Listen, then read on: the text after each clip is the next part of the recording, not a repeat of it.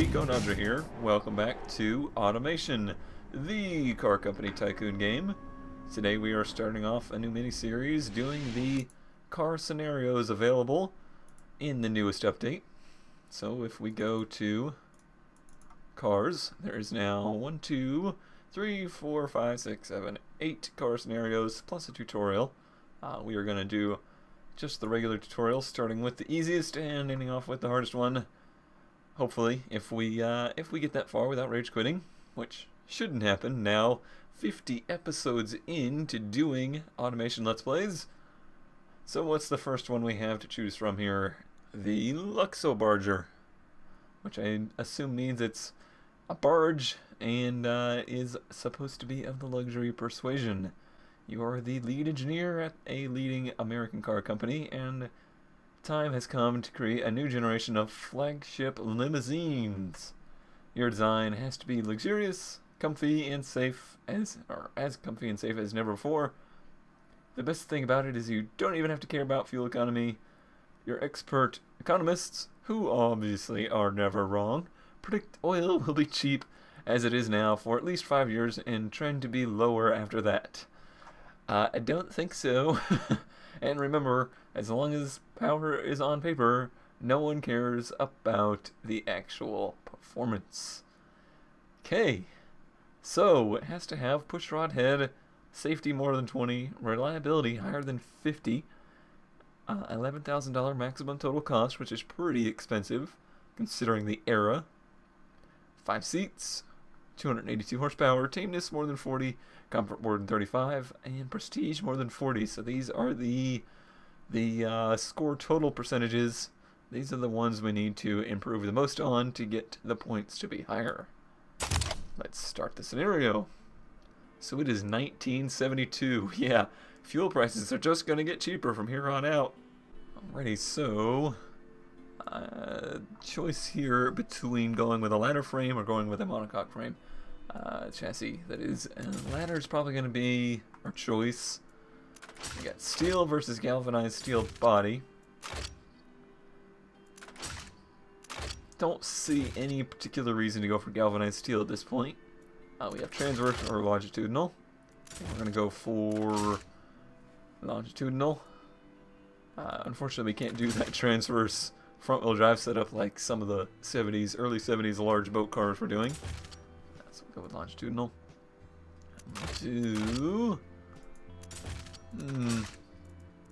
What's the cost here? It has good tameness versus the McPherson, so that's probably the thing to look for, because tameness is one of the things we need to worry about. So we'll go with double wishbone. And for rear, semi-trailing arm has a good tameness without being super expensive. But I think we'll go with double wishbone, since we don't really need it to be compact and we don't really need much off-road capability. But load capacity is important. That's something we'll look at in the future if we need to work out that. But I'm more concerned about tameness, since we need to get that over 40, and this is going to be a gigantic car, and it's going to be difficult to get a lot of tameness out of it. And we'll go with the steel body as well. This is our choice of body. I will work out a design for it and come back to you. Alrighty, so here's our design. Pretty sporty looking. I like the back a lot. You can put the wings between the fins, which is pretty cool. Got the tail lights all in like a vent, which looks pretty cool as well, with the bars over top, because safety be darned. Alrighty, so let us continue on now and build an engine for this guy. It is 1972, and we need 282 horsepower, which pretty much means we're going to go for a V8. Weight's not an issue, that's for darn sure. So we're going to go for a rather large displacement iron blocked V8. Let's try and make it fairly square. 5.8 liters sounds good. We won't spend too much money or time on the bottom end. Now we have available quality or tech as needed for all of these parts. I will reserve those till the end to try and squeeze out of that little bit of extra. For now, nope, push rod, gotta be push rod. For now, we'll keep it like it is. Looks like fuel is unlimited, so we can use quite a bit of compression. And probably the top tier leaded fuels. Give it some nice rocker covers. Ooh, those are nice. Nice. Alright. Moving on, NA, moving on. It's gonna be carbureted. Probably put a single 4-barrel, maybe twin duals. Yeah, twin 2-barrels sounds good. And we'll do standard intake since we need a lot of reliability out of this guy on our super leaded fuel, which means, you know, catalytic converters, but they do not care. Got to go fairly rich. Timing, we will go up to 60 to begin with. Nice starting point. Probably lower 5,000 RPM rev limit. Some short cast and dual. And probably 2 per will be enough. Loudness, they don't care about, so we will take full advantage of such things. Let's give it a start and see what it does.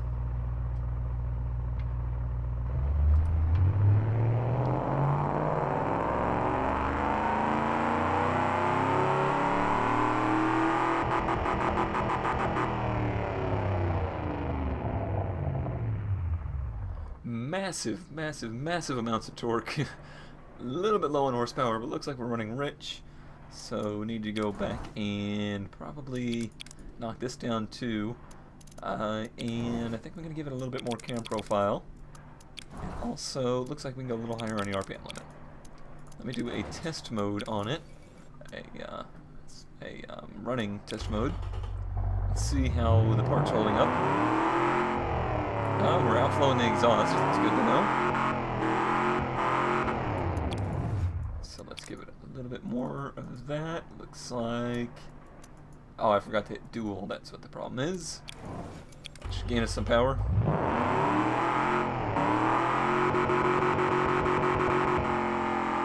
Looks like I'm maybe just a little too high. So I'll go down to 5,300. Now let's see where we're at. 322, 362, so probably a little bit more than necessary. And it may hurt our tameness and comfort to have it that high. And we could lose some money because it now costs, production costs $1,200 and 26 man hours to make. So let's think. What would we do to try and reduce costs? Make it a little smaller? Just a little bit smaller. 297, that's a little bit more reasonable, and it did indeed cut down on our costs a little bit. Reliability. 45.7. We need to get that above 50. What could we do there? What could we do there? What was failing the most?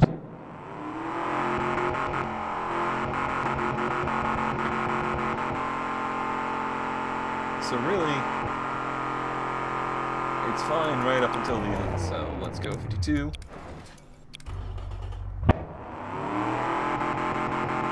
Now it's barely even having any issues.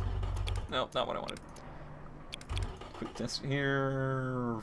45.9. That is not where our reliability issues are coming from. Interesting. So, what could we do to improve on that? 45.9. We've got a ways to go. Alright, so it ends up I used all of the available tech pool to get us to a nice reliability number, and it worked out very well because we got 286 horsepower, which is just above what was necessary, which should work out just fine. And when you have available tech pools, it means that you can use them without taking a terrible increase in production unit costs and material cost. So that's all good to know. 90.6, how much is available? 93.1. That means I could, in all reality, bump up the timing a little, just to get that little bit more out of it.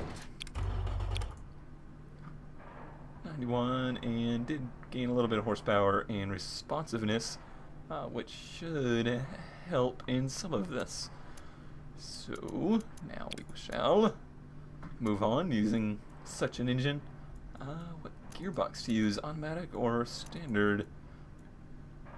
That's something I'm curious about. I want to see what that impacts. So I'm going to go with automatic at first. And give it a nice long spacing. Our top speed will be about 230 kilometers an hour. And we'll give it just that. I'm going to go ahead and use that quality as well. And medium compound should help with our tameness. And large wheel diameter should give us small wheel diameter should give us a nice comfortable ride. So this is a huge front heavy car, and rear wheel drive leads me to believe the front heaviness of it and the lack of power and high weight should give it a understeery feel in nature, but we'll use the yaw chart later on to decide that. Solid discs, give it the comfortable pads, and just a little bit under the size of the wheel for brake seems to be the good way to go. We'll offset to the back. Moving on. I don't care about efficiency really, so we won't give it any of that. The wings just for show. Has to be 5 seats. We'll spend some money on the interior. It's supposed to be a luxury car. We'll give it such things. Good insulation, entertainment, luxury, and we have some quality to give it on the interior as well. And power steering and anti-lock brakes should give it some tameness and comfort, with a good quality bump there. Safety needs to be more than 20, so we'll go with premium safety. That should get us there. Comfort handling in the Cone Dodger presets. I think I'll leave that alone. So let's start this up and see where we stand. Our score is 1053. Score, bronze, score 1000. I don't think we got it though, so I'm not entirely sure, because we didn't hit the tameness factor. Aha, 34.6. Well, let's look at the yaw rate. We are hovering very close to the red line, and I think we want to be closer to the blue line, if I recall correctly. It does look really good though, as far as that goes. But I think we want to get a little bit further away from the sport line there, the red line. Which means, let's see, it's not understeering enough, is basically what that's telling me. Quick enough. So, what to do about that? Well, if we went to a less sticky tire, what would that do to it? It hurt us. It made it less tame. But I just want to see what it affects this like. Didn't push it any further towards the blue, it just made it happen sooner. Good to know. Alright, so now since we know the tires are not the good way to go, at this point anyway, let's take a look at the suspension real quick. And let's see about perhaps increasing the front sway bar a little bit, just to see how that affects things. Good improvement on tameness, a little bit of lacking in comfort, because we made the front end stiffer. So how much did that improve? That improved our tameness quite a lot, actually. So let's continue that trend. Maybe even increase the front spring stiffness. And let's see if we continue on this trend. I'm pretty new at all of this, trying to perfect the cars in this manner, so this might take a little bit of time. Okay, so I have attained silver level, and that was through, let's look at some of the things I did. On the suspension side, I made the front even stiffer and got it to understeer a little bit quicker. Another thing was on the brakes here, I went up in disc size to make it so it stops a little bit better, but not in a racy or shocking way, so we didn't go up into pad types very much. Seems to have helped quite a bit. And tires, pretty much the same. Actually, a little bit narrower tire seemed to have helped a lot. And using the quality sliders to their full advantage, since, if we look at it, cost-wise, we're still pretty low. 98.36. But looking at the stats, to get up to silver, which I would like to achieve, 40% of the score, sorry, 30% of the score is prestige, 35 is comfort, and 30 is tameness. Only 5% is based off of power. So we're losing a little bit of points there since it's so close, but I don't think that's the route we want to take. We want to make it more comfortable and have more prestige, and since we have more money available that is not a factor in the score, I need to use more of the quality sliders. So let's go back. Let's even go back, not that far. Let's go back to the trim. Put in the transmission, we have some available there. And the wheels we used pretty much, well, we used a little bit. I'm just going to go through and add a little bit to all of this. This one probably won't do me anything. We had available for the safety, which doesn't really matter, but it's there. Alright, we had some available there, and we're good there. So let's see what that does for us. That is 20 more points. We're getting closer. Let's see. That was an increase in everything we needed, basically. Tameness. Really, it was a big comfort and prestige increase. Let's go to the engine, though. And I want to make sure I used the quality where I needed it. We can improve on that. And what this will do is probably give us a little bit more power. 288, 341, so not really. But we've got available octane, so that means we can increase the compression. And as well as timing. Wrong button. Still getting used to the new UI. I like it a lot, but I've done so much gameplay in the old UI that it takes a little getting used to. 293, now that's an increase. Alright, 296. That is a much better number. Let us go to the trim and just test that and see where it gets us. One more point, but like I said, it's going to reduce the comfort. Did help the prestige a very little bit. Let us look at some other options then. Alright, so here's a little test while we're doing it. Let's look at the difference between automatic and manual. So this is the setup we had before. Let us try going to a manual, maybe a 4-speed, and giving it a little bit of overdrive. And let's look what it does with the tameness, sportiness, comfort, prestige. Loss big time on comfort and tameness. So that's good to know. Alright, so now I'm a little bit at a loss here. I would really like to get to the silver level, especially since this is a quote-unquote easy challenge. I'm sure I'm missing many obvious things that you guys will point out, but that is the life of doing things on video. Let's see, braking is pretty bad, 55.9, and to match the acceleration, which isn't completely awful, 0 to 60 in 9.8, so it's not really the acceleration that's making it hard to drive or anything like that. So it's not too fast and it's not obnoxiously slow. Yaw rate is looking much better. You see I got it right on the blue line, which is where I wanted it. I think, let us try. We can't increase the disc size and I don't want to go crazy with the pad type. So I want to try maybe 2 piston calipers because this car is so darn heavy.